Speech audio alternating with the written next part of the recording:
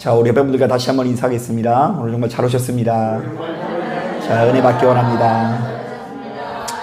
예, 감사합니다. 오늘도 이렇게 각박한 세상을 살다가 하나님께서 베풀어 주시는 은혜를 사모하면서 이 자리에 나오신 여러분들에게 그 하나님의 한량없는 은혜가 함께 하시게 되시기를 주님의 이름으로 축복합니다. 자, 그동안 우리들은요, 이 금요 예배 시간을 통해서 그 은사와 능력에 관한 말씀을 묵상해 왔는데요. 자, 이 과정에서 모든 은사는 교회에 덕을 세워야 한다라는 것을 배웠습니다. 자, 이때 이 덕을 세운다라는 말의 의미를 좀 되짚어 볼 수 있는데요. 자, 이것은 원어사고로 볼 때 건물을 세워나간다라는 뜻으로서, 자, 우리가 가진 은사를 통해서 섬기는 교회가 사실은 더욱 견고해지고 굳건해지는 효과와 역사가 나타나야 된다라는 의미인 것이죠. 자, 그런데 오늘 우리가 읽은 이 본문을 보니까 예수 믿는 우리들이 이 교회의 덕을 세우기 위해서는요, 그 무엇보다 분별력이 필요하다라고 권면합니다. 자, 이른바 육신의 옷을 입고 있는 우리들은 나 자신이 항상 잘못된 방향으로 나아갈 수 있다는 것을 염두하고 항상 바른 방향을 찾기 위해서 부단하게 정말로 피땀을 흘리면서 노력해야 된다는 의미예요. 자, 이게 도대체 무슨 말일까? 우리 한 절 한 절씩 좀 한번 읽어볼까요? 먼저 우리 다 같이 27절, 28절 말씀 같이 한번 읽어보겠습니다. 시작. 만일 누가 방언으로 말하거든 두 사람이나 많아야 세 사람이 차례를 따라하고 한 사람이 통역할 것이요. 만일 통역하는 자가 없으면 교회에서는 잠잠하고 자기와 하나님께 말할 것이요. 자, 누군가 방언을 말할 때에는 동시에 이렇게 서로 대화하듯이 말하지 말고 둘이나 셋이 차례대로 말하면서 다른 사람들이 그것을 해석해 줘야 된다고 이야기합니다. 자, 그런데 만약 정확하게 해석해 줄 사람이 없다면 일단은 잠잠히 있고 혼자서 말하거나 하나님께 사용하라 이렇게 말하고 있어요. 자, 그러니까 이제 방언을 무조건 하지 말라고 하는 것은 올바른 가르침은 아니에요. 자, 방언을 어떻게 이렇게 풀어줄 사람이 정확하게 없다고 한다면 혼자 말하거나 하나님과의 관계 가운데 사용하라는 권면이 담겨져 있죠. 자, 계속해서 29절부터 30절 말씀도 한번 읽어보겠습니다. 시작. 예언하는 자는 둘이나 셋이나 말하고 다른 이들은 분별할 것이요. 만일 곁에 앉아있는 다른 이에게 계시가 있으면 먼저 하던 자는 잠잠할지니라. 자, 누군가 하나님의 말씀을 받아서 전하는 자가 있다면 둘이서 셋이서만 말하고 다른 사람들은 그것을 분별해 줄 수 있어야 된다. 자, 그러니까 이제 예언의 내용을 네가 받았다고 해서 이 회중에게 가가지고 여호와께서 이렇게 말씀하신다 이렇게 함부로 얘기하지 말고 한 사람이 그런 계시를 받았다고 하더라도 두세 사람이 같이 그것이 정말로 하나님께서 내려주신 응답인지 검증해 보라는 이야기입니다. 자, 그리고요, 정말로 중요한 권면이 있는데요. 너희가 아무리 하나님 앞에 이 기쁜 계시를 받았다고 하더라도 자, 먼저 말하는 사람들은요, 후에 나오는 사람들을 위해서 자신의 마이크를 좀 넘겨줄 수 있어야 된다는 이야기가 담겨 있어요. 여러분 혹시 이 노래방 한번 가보셨어요?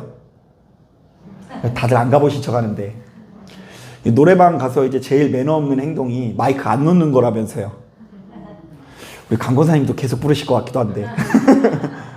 자, 그런데 이제 그 노래방에서는 설령 내가 마이크를 계속 붙들고 있을지라도요, 교회에서는요, 나만 은사 있다고 해서 매일 앞자리에 서려고 하지 말고 다른 사람들이 뭐 계시를 받았다거나 다른 사람들이 은혜 받은 거 있다면 그 사람들을 앞에 세울 수 있도록 내가 잠잠할 수 있는 그런 능력이 있어야 된다고 이야기합니다. 자, 그러니까 여기까지의 내용을 종합해 보면 자, 이렇게 요약해 볼 수 있을 것 같아요. 자, 첫째, 너희는 기도하다가 어떤 응답을 받았다고 할지라도 그 응답으로 인해서 함부로 경거망동하지 말고 일단은 그것을 철저히 분별하기 위해서 노력하라는 것이죠. 자, 둘째, 너희가 하나님으로부터 어떤 응답을 받았다가 한다면 때로는 끓어오르는 에너지를 절제하면서 잠잠할 수도 있어야 된다라는 가르침을 우리에게 남기고 있어요.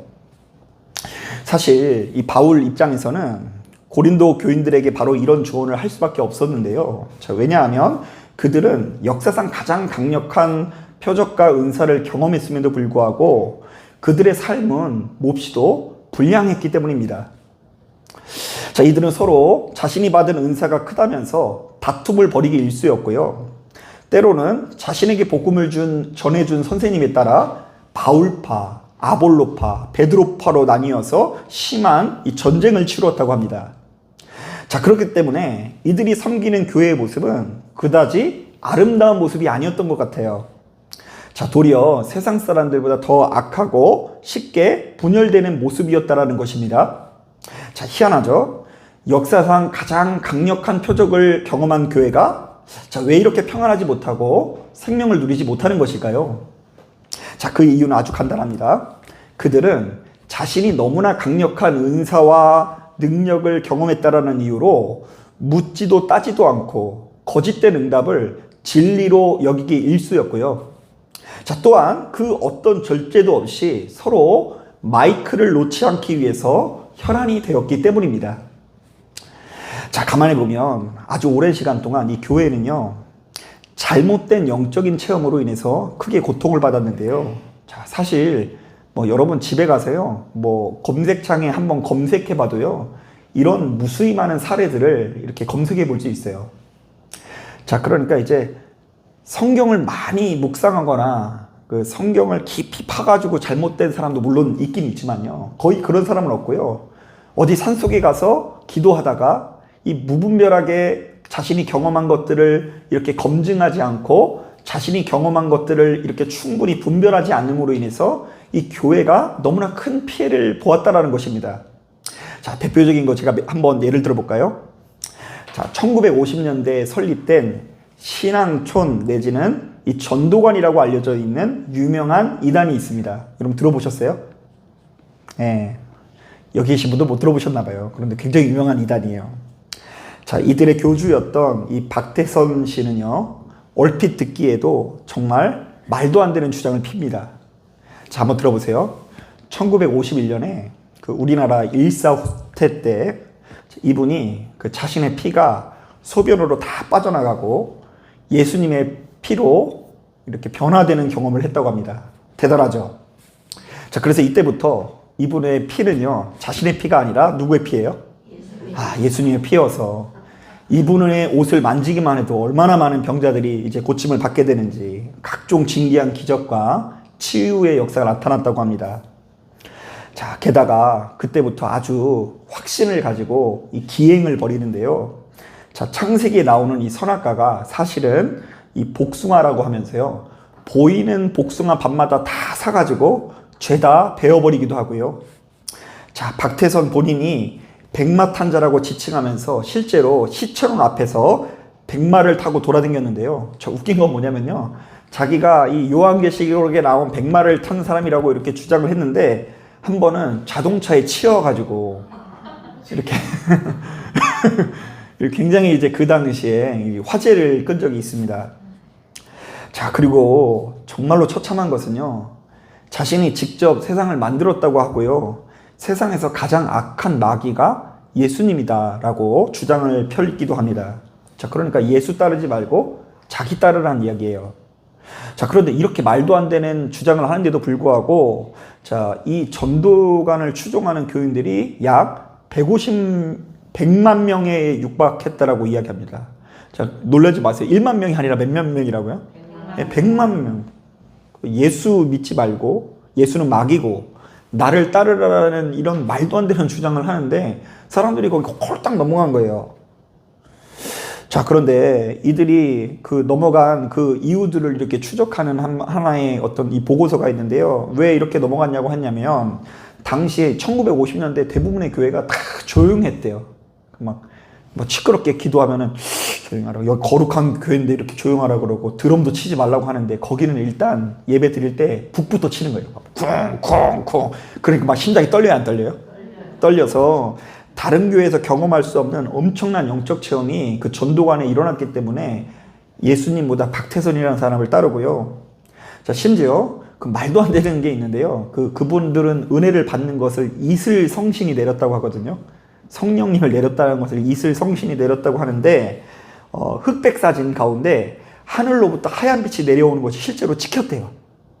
여러분 믿습니까? 그러니까 이제 하늘에서 내려오는 빛이 찍혔다고 해가지고 그 사진을 그 대대적으로 막 교회마다 저거 붙여놨는데요.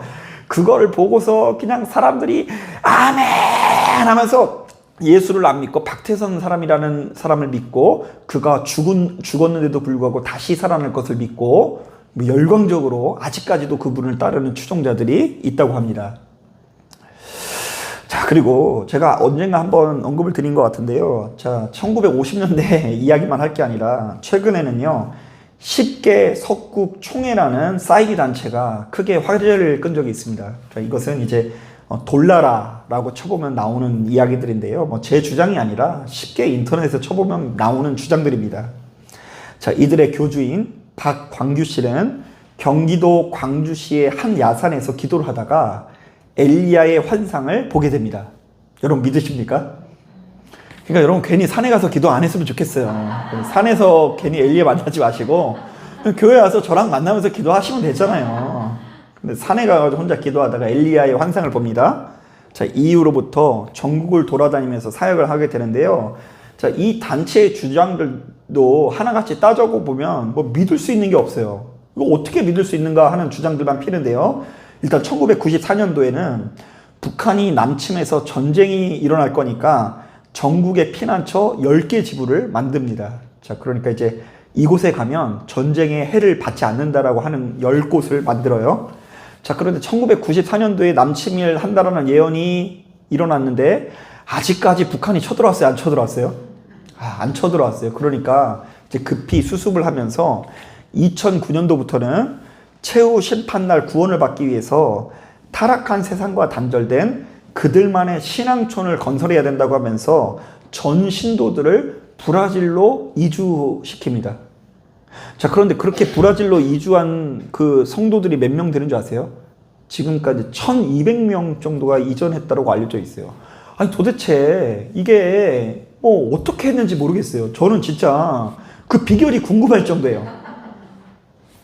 진짜 저는 이제 어쩌다 뭐 하나 성도님한테 부탁을 할 때도 되게 눈치를 보거든요. 이게 되게 저도 너무 눈치 보면 안 되는데 혹시 성도님들이 싫어하실까봐 불편하실까봐 되게 눈치 보여요. 지금도 여러분들 표정이 예배 목사님 빨리 끝내주십시오 이러면 진짜 빨리 끝내요. 근데 오늘 보니까 오늘은 조금 더 길게 해도 될 것 같아요. 그런데 뭐 전 재산을 다 팔아가지고 브라질로 이주하는 이 신도가 1000명인 거예요. 1000명. 그리고 거기에서 진짜로 돌나라 오아시스라는 나라를 만들었어요. 그리고 그들만의 헌법도 있고요. 그들만의 종교경찰도 있어서 말 안 들면 막 잡아다가 이 벌을 주기도 해요. 추방시키기도 하고. 자, 더욱 황당한 것은 이 교주 박명호는 자기 자신이 하나님이자 성령, 그리스도라 주장하면서 창기 십자가라는 황당한 이제 교리를 펼칩니다. 자, 그러니까 이른바 인류가 그 죄 가운데 있는데 그 죄의 근원은 이 성적인 죄라는 거예요. 간음하는 죄.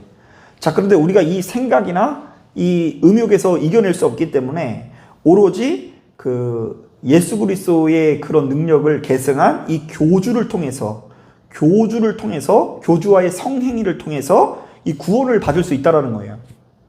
자, 그러면서 이제 소름 끼치는 게 뭐냐면 초등학교 학생부터 뭐 청년에 이르기까지 거기 있는 여자들은 다 거기 교주를 향해서 신랑이라고 불러요. 신랑이. 여보라고 불러요. 여보. 그리고 찬송가 들어보니까 여보 뽀뽀해 줄게요. 뭐 이런 거예요. 그거를 남편들이 같이 부르고 있어요. 옆에서. 자기 아내가 저 사람 여보라고. 야, 이거 얼마나 무서운 일인지 모릅니다. 이제 주님이 오실 날이 얼마 안 남았다고 하면서 오로지 교주의 기쁨이 되어야 한다 그러고 직장이든 뭐든 다 다니면 안 된다 그러고 가정도 꾸리면 안 된다 그러고 하나의 자기들만의 공동체에 속하지 않으면 구원받을 수 없다라는 말도 안 되는 이야기를 합니다. 자, 그런데 제가 목회를 하면서 보니까 이렇게 극단적인 예는 아닐지라도요, 정말로 무수히 많은 성도님들이 교회를 다니면서도 그 뼛속 깊은 곳에서는요, 무속적인 신앙이 굉장히 밀접하게 이렇게 결합되어 있어요. 기륭화복, 그리고 접신, 강신술. 뭐 이런 종류의 이야기가 신앙이라는 미명하에 묘하게 접목되어 있다는 것입니다. 여러분, 우리 인간은 너무나 연약한 존재여서 눈앞에 뭐가 보여지면 흥분할 수밖에 없습니다. 작은 표적과 은사에 현혹되어서 잘못된 길로 나아가는 경우가 참 많더라고요. 그래서 진득하니 앉아서 지금 내게 주어진 응답이 정말 하나님께서 주신 응답인지 아닌지를 분별하지 못하고요. 지금 하나님께서 내게 무엇을 요구하시는지를 별로 관심 있어 하지 않을 때가 참으로 많이 있습니다. 그렇기 때문에 사도 바울은 오늘 우리가 읽은 본문을 통해서 이 시대를 살아가는 우리들에게 이렇게 경고합니다.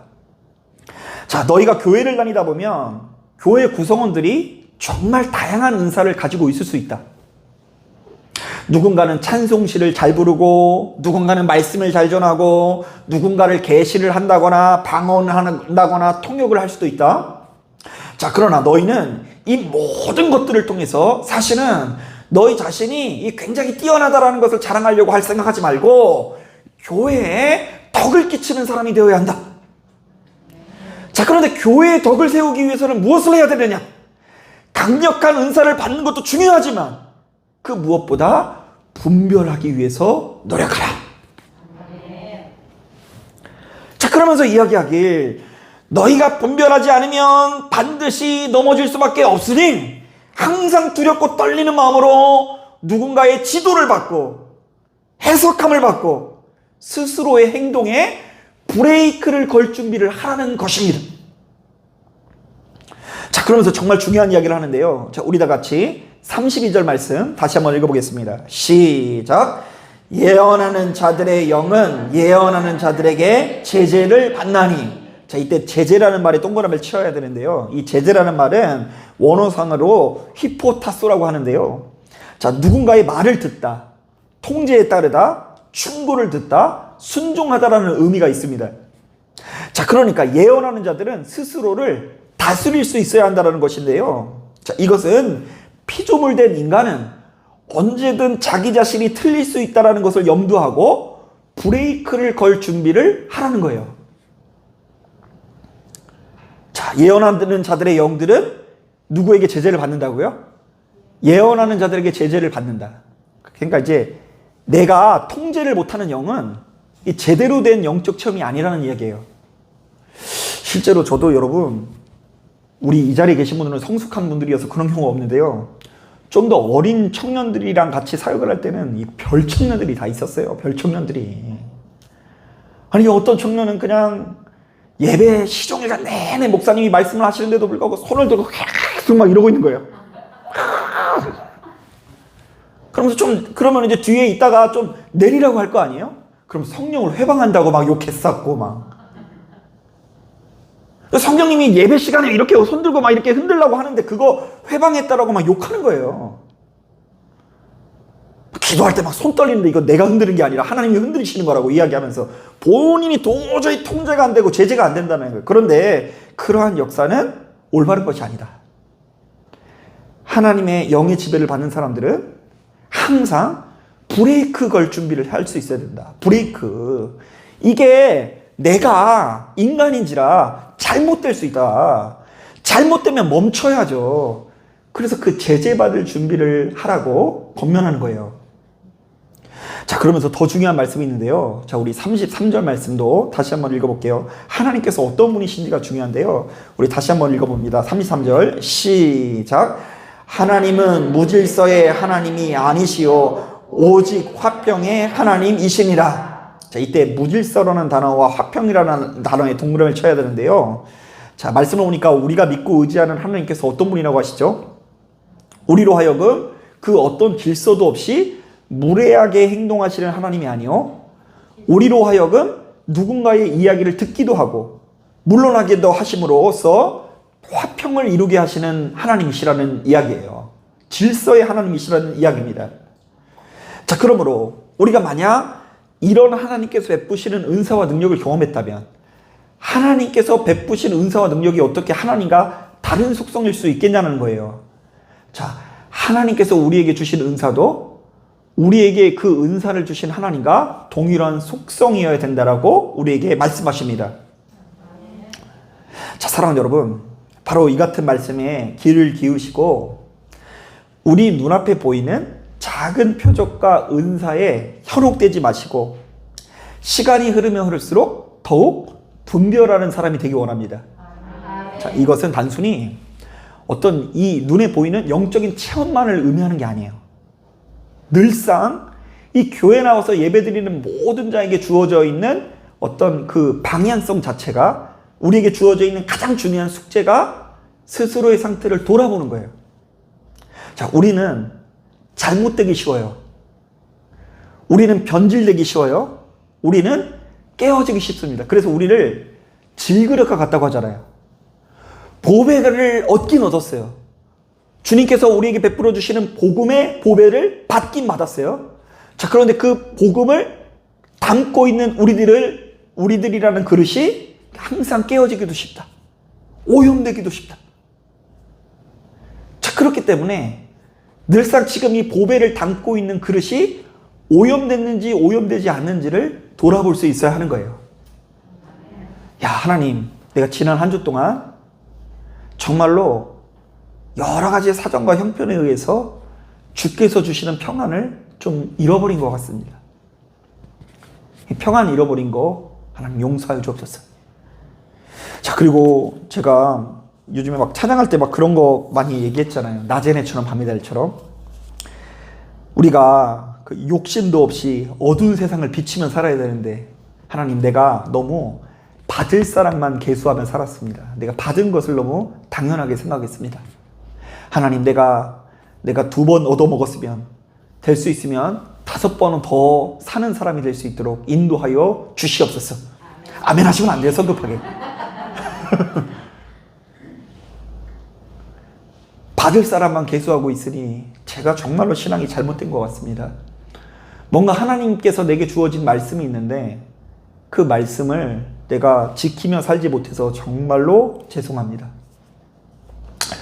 여러분, 가만히 보니까 신앙생활을 한다는 게 참 무서운 걸 수 있는 게 뭐냐면요, 저도 가끔씩 이렇게 은혜가 막 충만하고 넘칠 때는요, 말씀을 지니면서도 막 찔려요.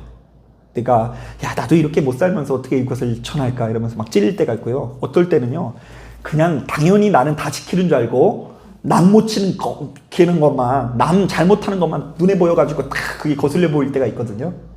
자, 그거 다 점검하고 분별해 봐야 되는 항목 중에 하나예요. 물론 기도할 때 막 손 떨리는 게 이게 진짜 하나님께서 흔들리게 하시는 건지 내가 흔드는 건지 이거 분별하는 것만 있는 게 아니라, 우리의 내면을 바라보면 우리가 너무나 연약하고 부족한지라 점검하고 체크해 볼 만한 것들이 너무 많은 거예요. 야, 나는 일평생 하나님 뜻 가운데, 계시 가운데, 예언 가운데 이렇게 살아왔는데 내 인생은 왜 이렇게 꼬여만 가는 걸까? 자, 그때 내가 받은 예언이 맞는 예언인가? 또한 내가 수십 년간 예수를 믿어왔는데 내가 그동안 어떤 열매를 맺었는가? 나는, 나와 내 가정은 왜 이렇게 인생이 아름다워지지 못하고 점점 더 힘들어 가는 것일까? 나 혹시 내가 거짓된 복음에 사로잡혀 있는 것은 아닌가? 이렇게 돌아보다 보면 굉장히 바쁘겠죠? 바쁘다고 해주세요. 네, 바빠요. 되게 바빠요. 오늘 교회 오셔서 보면 또 일찍 오신 분도 있고, 여러 가지 사정으로 해서 늦게 오신 분도 있는데요. 일찍 오신 분들도 가만히 보면 되게 바빠요. 와서 기도해보고 점검해보고 이러는 과정 가운데 하나님께서 반드시 선한 열매를 주실 줄 믿습니다. 그래서 아무쪼록 시간이 지나면 지날수록 예수 안에서 겸손하고 예수 안에서 낮은 마음으로 복되고 아름다운 길을 발견하실 수 있는 저와 여러분 되길 주님의 이름으로 축복합니다. 자, 기도하겠습니다.